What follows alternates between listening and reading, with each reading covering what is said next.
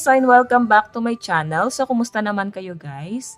Okay, so maraming salamat po pala guys sa walang sawang pagsubaybay sa ating mga reading, and kung kayo ay bago pa lang sa ating channel, mag-subscribe na po kayo guys and i-click mo na rin yung ating notification bell para lagi po kayo guys updated sa ating mga bagong upload. So, tignan natin guys, ano ba ang inyong love reading ngayon, no? Pero bago tayo guys mag-start, sa mga nagtatanong about private reading ay pwede mo akong i-message sa aking Facebook, no? Meron din akong Facebook page, Jade Tarot, ayan. Or kung hindi mo mahanap, mayroon tayo guys link dyan sa ating description box. I-click nyo lang yan guys, okay? So start na tayo. Ito yung energy ng person mo, ito yung energy mo.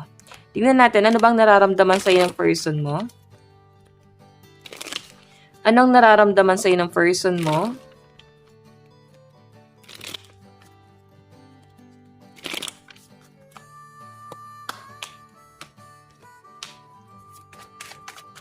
Nararamdaman sa'yo ng person mo?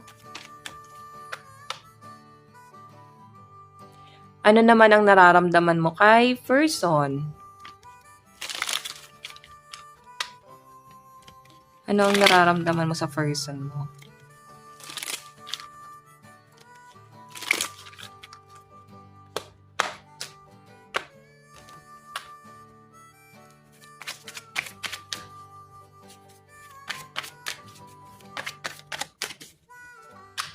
Okay. Tignan natin guys. Nararamdaman sa'yo ng person mo, meron tayong, oh my God, 3 of Swords. So, medyo intense itong nakikita ko. Maaring yung iba sa inyo na involved sa third party. Grabe yung gulo, grabe yung away, alitan na nangyari dito guys. May konfrontasyon pa ako nakikita. Maaring, alam mo yun, may pinaglaban, no? May hindi pumayag dito na basta-basta na lang bibitaw doon sa relationship. So, I think, yung nararamdaman sa'yo ng person mo, siguro nilagay ka niya sa third party situation. Then, nakikita niya kung gaano ka bumagsak dahil sa ginawa niya. Kung gaano ka nasaktan dahil sa ginawa niya. Matagal bago ka naka-recover, no? Aware siya kung paano ka niya nasaktan. Okay? So, I think, nagigilty to guys, no? Nagsisisi din siya, nangihinayang din. Tapos, yun nga guys, maaring nagsisisi siya sa mga ginawa niya sa'yo. Okay?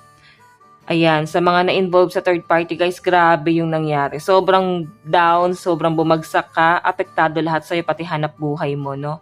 So guys, malakas ang air sign, Aquarius, Gemini, and Libra. So tignan natin guys, ano naman ang tingin sa'yo ng person mo ngayon? 3 of Cups. So, iba sa inyo guys, malakas ang pakiramdam ko dito na maaring may mga third party dito. Maaring ikaw yung third party.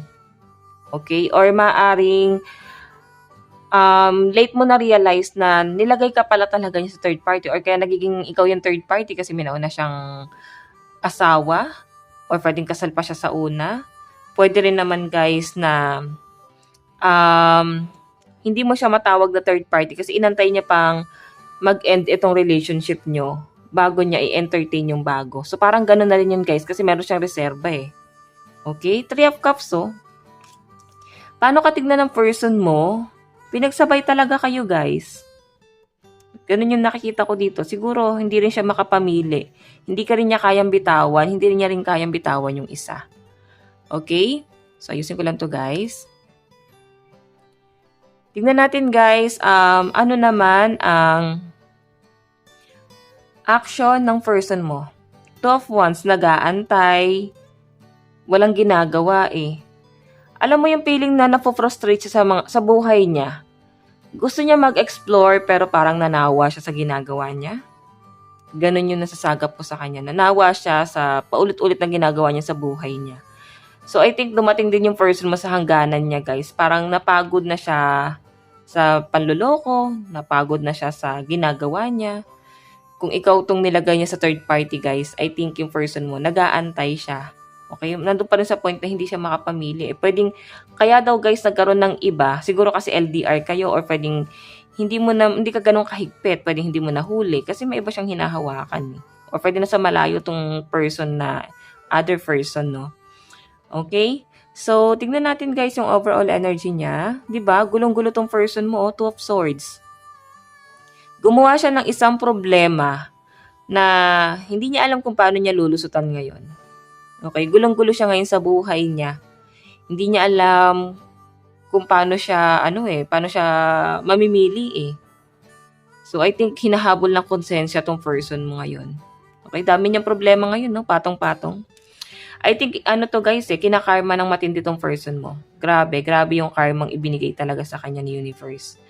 Okay, kung ano yung ginawa niya sa inyo guys, doble yung balik sa kanya. Kung bakit ganito eh. May nakikita pa ako na possible na nagkakasakit tong taong to or pwedeng sa family niya may nagkasakit. Ganyan. Kumbaga, kung hindi siya yung tinatamaan ng karma, parang malapit sa kanya guys. Okay, so trigger warning guys. No? Binabasa ko lang kung ano yung nakikita ko. Okay? So, ayun, malakas ang Air sign Aquarius, Gemini, and Libra, Cancer, Pisces, and Scorpio, Aries, Leo, and Sagittarius. Okay, yan. Aquarius, Gemini, and Libra. Tignan natin guys yung bottom of the deck. Okay, the lover. So, naiwan to. So, may karelasyon na tong person mo.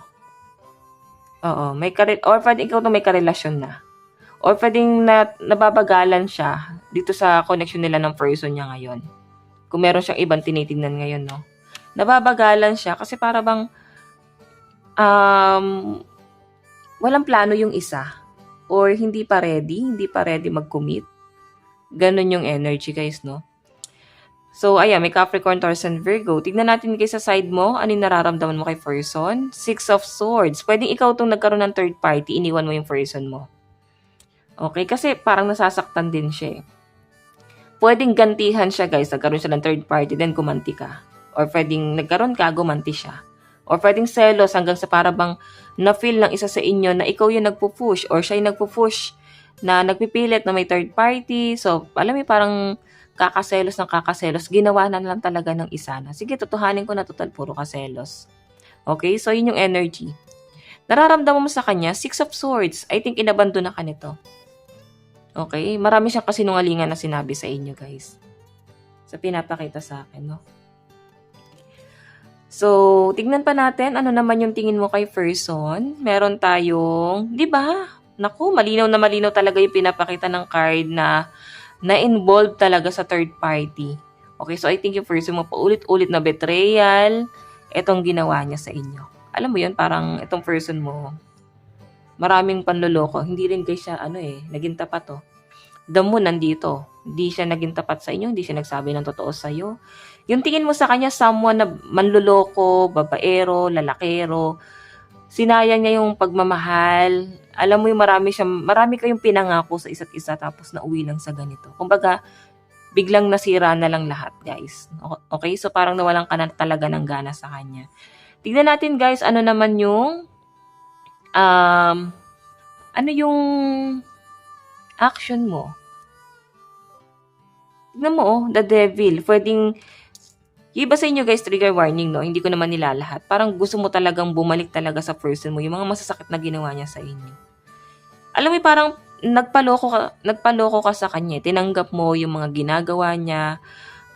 Tinanggap mo sa sarili mo kung paano kanya itrato.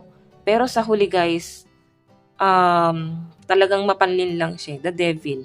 Kumbaga, kung matagal na to guys nangyari sa pinapakita sa akin guys, ngayon mo nare-realize na parang ang tanga mo na pumatol ka sa taong to.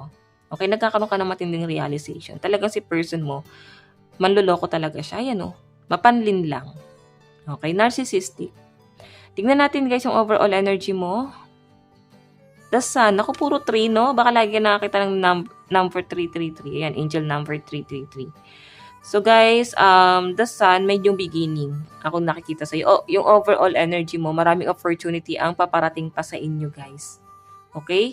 Kumbaga, alisan mo na yung ganitong klase ng relationship kasi hindi talaga kayo guys pwedeng mag-focus lang dito. Marami or malayo pang mararating mo. Tignan natin guys. Ayan, meron ako nakitang magulo talaga ang isip nyo guys. Pabago-bago ka ng desisyon. Hindi mo alam kung anong gagawin mo ngayon.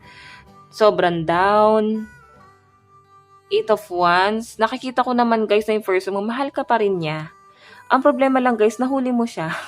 Hindi niya tuloy alam kung sino pipiliin niya. Though gusto kanyang ipaglaban pero tumatak na sa isip mo yung nangyari. Okay, nalaman mo eh. So, 8 of Wands, meron ako nakitang magulo yung isip mo, hindi ka makapag-focus sa trabaho mo. May tinatalikuran ka. I think matagal kang nag-decide bago mo talikuran tong bagay na to. And parang finally, natauhan ka na rito. So, sa side mo, malakas ang Aries, Leo, Sagittarius, Aquarius, Gemini, and Libra. Yan ang nakikita ko. Cancer, Pisces, and Scorpio. So, tingnan natin, guys. Saan na patungo yung relationship nyo? Okay, saan na patungo to sa future?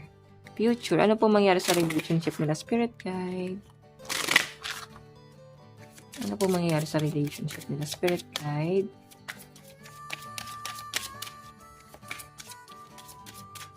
So, meron po tayong getting to know each other.